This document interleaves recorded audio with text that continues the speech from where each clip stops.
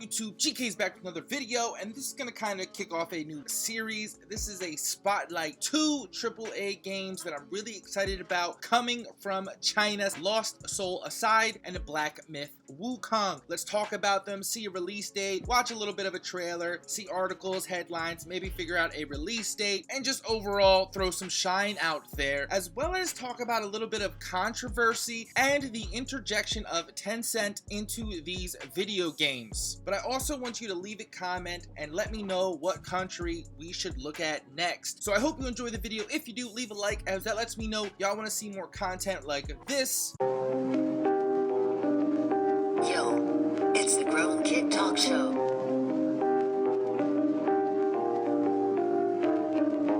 Yo, it's the Grown Kid Talk Show. Yo, Grown Kid Talk Show.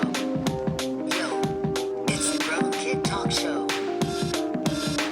IGN posted an article a long time ago, Black Myth Wukong, everything we know about gameplay, release date, and more. Definitely go check the article out by Matthew Adler. It is another action RPG focusing on traditional Chinese folklore. I love the story of the journey to the West, that whole idea and motif in the Monkey King. There are two spin-off stories to that I really like, or tell that story in a different way. Sayuki, it's a manga and an anime. I really enjoyed that, as well as God of High School. I know God of High School's anime didn't go over too well, but the webtoon is actually fantastic. But Black Myth Wukong looks like it's staying super true to that origin type of story, and that's exciting to me. I haven't seen that. This is the first large-scale project from Chinese indie developer Game Science, and it looks incredibly ambitious. So much so that the founder, Feng Ji, wants viewers to forget the footage, that it was revealed intended to attract developers to join the studio at the time. The studio behind Black Myth, Game Science, was founded by former Tencent developers. And yet again, Tencent acquired a minority stake in Game Science, the developer of Black Myth Wukong. It's weird that former employees would then work for this new company and then have their old company acquire a stake in it. Apparently, Tencent has acquired a 5% minority. I not only pulled this for that bit of information, but I hate the idea that it was described as a Souls-like with the combat. Come up with a new freaking analogy, please. And apparently, and it's hard to really verify this kind of information, there were some comments made by the CEO regarding some sexual language nature. I'm not really sure. And I initially had an article that talked about this in depth, but there was just too much he said, she said, conjecture, but we can talk about the comments specifically. Game World had pulled this. On August 20th, developer Game Science released a trailer for its upcoming game, Black Myth Wukong. It generated a lot of buzz, but also a lot of job applications for the company, which was the intention. This positive response prompted Game Science founder and CEO Feng Ji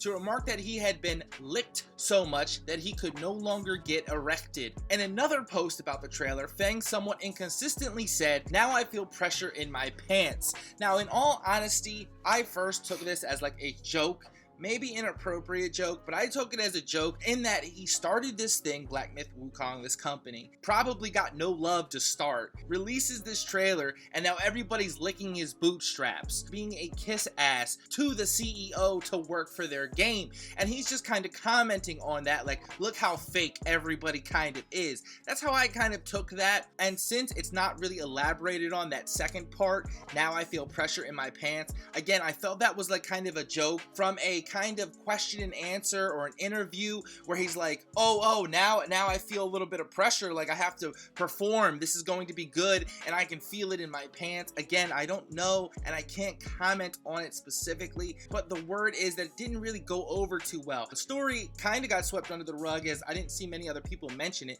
so it could be a ruse. I'm not 100%, though I do feel like there is a little bit of truth to this, as in it came from somewhere. There were articles about a woman developer talking about her experiences in the culture, specifically over there, and making games and the sexual nature of it all, but I couldn't really confirm that, so I don't want to talk about it. What do you think about these comments? To me, I didn't really see any of that in the trailers, but it is interesting and could also lead into why we haven't seen much or heard much from the CEO. Maybe this is something that just got lost in the translation. Either way, It doesn't take away from the story that Black Myth Wukong is trying to tell. Black Myth Wukong looks dope, came from an indie dev, and had humble beginnings, and we all kind of like that story. So let me know, are these the two biggest AAA titles coming out of China? I really love the aesthetic of both of these games, and I really can't wait until 2022 to play both of these. Hopefully by then, PlayStation 5s will be available for the regular person like me and you, and not locked away by this new gaming elitism. Let me know what country I should cover next. I'm the Grown Kid.